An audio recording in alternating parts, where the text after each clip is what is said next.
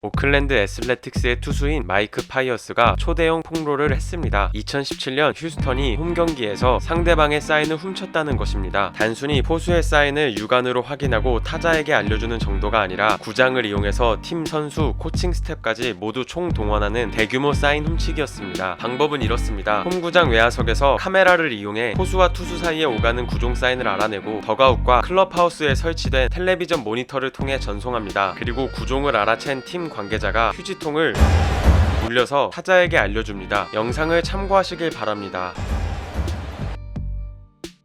당시 휴스턴에게 체인지업 사인이 읽혔던 화이트삭스의 데니 파커는 체인지업을 던질 때마다 둥둥 소리가 울렸다고 했고, 사인을 바꾸니까 휴지통을 때리는 걸 멈췄다고 합니다. 게티스뿐 아니라 카를로스 벨트란, 카를로스 코레아 등 당시 휴스턴 팀에 속해 있던 모든 선수들도 휴지통 때리기에 도움을 받았습니다. 즉 몇몇 선수들만의 일탈이 아니었다는 것입니다. 디 애슬레틱에 따르면 감독 AJ 힌치, 선수 카를로스 벨트란, 벤치코치 알렉스 코라가 2017년 휴스턴의 사인 훔치기의 주요 인물들이었다고 합니다.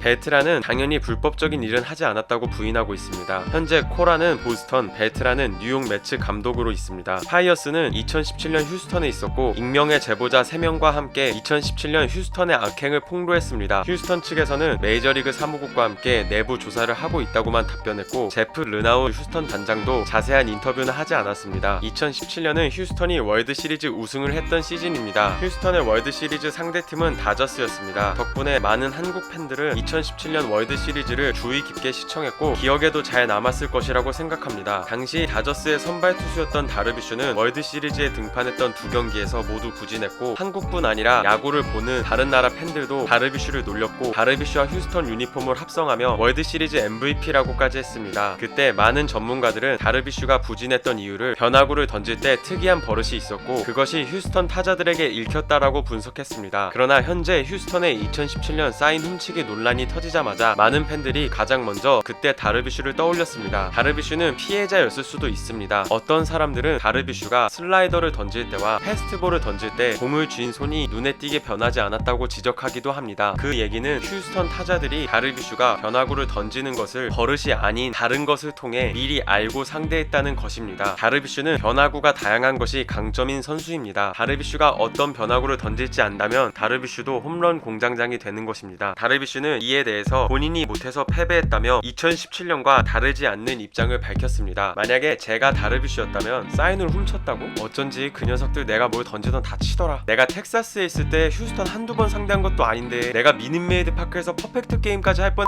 그러나 다르비슈는 며칠 뒤 휴스턴이 아닌 밀워키 브루어스의 옐리치를 저격했습니다. 2019년 옐리치가 자신을 상대로 한 타석에서 눈이 갑자기 딴 데로 갔다고 합니다. 눈이 왜 갑자기 거기로 가? 라는 생각으로 마운드에서 발을 뗐다고 합니다. 옐리치는 이에 대해서 상당히 공격적으로 반박을 했습니다. 만약 다르비슈가 제기한 문제가 사실이라면 역시 이번 휴스턴 사인 훔치기 논란은 휴스턴만의 문제가 아니라는 것을 말해줍니다. 현재 해외야구 칼럼니스트 및 기자들은 메이저리그 사무국이 휴스턴에게 처벌을 강하게 내려야 한다고 의견을 내고 있습니다. 2019 시즌이 들어가기 전에 메이저리그는 사인을 훔치는 행위에 대한 처벌을 강화했습니다. 맨프레드 커미셔너가 처벌을 한다면 벌금 외에도 드래프트 지명권 박탈, 단장 영구 제명 등 강력 처벌부터 시작해야 한다고 칼럼니스트들은 주장합니다. 현재 상황은 사무국이 휴스턴 관계자들을 조사하고 있다고 합니다. 많은 증거들을 모으고 있다고는 하지만 결과가 어떻게 될지는 지켜봐야 합니다. 메이저리그에서 사인 훔치기 논란은 최근에도 있었습니다. 휴스턴이 사인을 훔쳤다는 의혹을 받는 시즌과 같은 시기인 2년 전 보스턴 레드삭스는 양키스를 상대로 애플워치를 이용해서 사인을 훔쳤습니다. 도구만 다를 뿐 휴스턴과 방법이 비슷했습니다. 홈구장 펜웨이 파크에서 포수의 사인을 알아내고 더가웃에 있는 스태프에게 애플워치를 통해 전달하고 전달받은 트레이너는 선수에게 사인을 보내는 방식이었습니다. 그러면 타자는 다음 구종이 무엇인지를 알고 그것만 대비하면 됩니다. 당시 양키스는 더가웃에 있던 보스턴의 트레이너가 애플워치를 보는 장면을 보고 메이저리그 조사 담당에게 신고를 했다고 합니다. 강하게 처벌하겠다는 롬 맨프레드의 발언과는 달리 보스턴은 벌금형으로 끝이 났습니다. 2017년 사인 훔치기 주동자였던 휴스턴 벤치 코치 알렉스 코라가 보스턴 감독으로 취임하고 나서 2017년 애플워치 사건까지 더해서 생각해보니 2018년 보스턴 레드삭스의 우승도 한번 조사해봐야 하지 않냐는 의견이 많습니다. 야구라는 스포츠가 생긴 시점부터 상대방의 사인을 훔치는 행위는 늘 존재했었습니다. 야구에서 사인을 훔치는 가장 원초적인 방법은 유관입니다. 유관으로 상대방의 사인을 확인하고 그것을 타자에게 알려주는 것입니다. 포수가 투수에게 사인을 줄 때는 쪼그려 앉은 상태에서 투수만 볼 수 있게끔 사인을 줍니다. 따라서 육안으로 상대방의 사인을 훔쳐보려면 주자가 2루로 나가 있을 때 투수와 같은 방향으로 쳐다볼 수 있을 때 가능합니다. 그리고 타자 역시 투수를 바라보며 2루 주자도 볼 수 있기 때문에 2루 주자가 보내는 사인을 토대로 타격을 할 수 있습니다. 한국에서는 이런 행위를 하는 2루 주자에게 과감하게 헤드샷을 날리기도 합니다. 그러나 시대가 변하고 과학 기술이 발전하면서 스포츠에서 부정행위도 같이 따라서 발전했습니다. 육안이 아닌 망원경과 카메라 등 인간의 감각을 넘어서는 기계를 부정행위에 쓰게 된 것입니다. 최초로 사인을 훔치는데 도구를 썼다는 사건은 1898년에 있었던 모건 머피 망원경 사건입니다. 당시 외야 펜스에 붙어있던 광고판에 망원경을 숨겨서 사인을 훔쳐봤다고 합니다. 1951년에는 뉴욕 자이언츠 바비 톰슨이 끝내기 홈런을 쳤는데 자이언츠 팀 동료가 현미경을 이용해서 사인을 훔친 사건도 있었습니다. 이번 휴스턴 사건, 보스턴 애플워치 사건 모두 도구만 발전했을 뿐 인간의 감각보다 뛰어난 도구를 이용해서 상대방의 사인을 모두 훔쳐보고 선수들에게 알려준다는 방법은 이미 몇십 년 전부터 야구계에서 하던 일입니다. 그렇다면 사인을 훔치는 것은 왜 잘못일까요? 메이저리그에서는 2루 주자가 포수 투수 사이에 오가는 사인을 훔치는 것이 불법이 아닙니다. 제 생각에는 메이저리그는 기본적으로 사인은 상대방이 알 수 없게 숨겨야 한다는 입장이었을 것입니다. 저도 2루 주자가 됐건 누가 됐건 간에 상대방의 사인을 보고서 그것을 해독해서 우리 팀에게 알려주는 것이 나쁘다고 생각하지 않았습니다. 사인을 훔쳐보는 행위가 잘못된 것이라면 극단적으로 생각해서 만약에 포수가 투수에게 큰 소리로 패스트볼 던져 라고 말했을 때 투수는 패스트볼을 던지고 타자는 패스트볼 타이밍에 타격을 한다면 그것은 타자의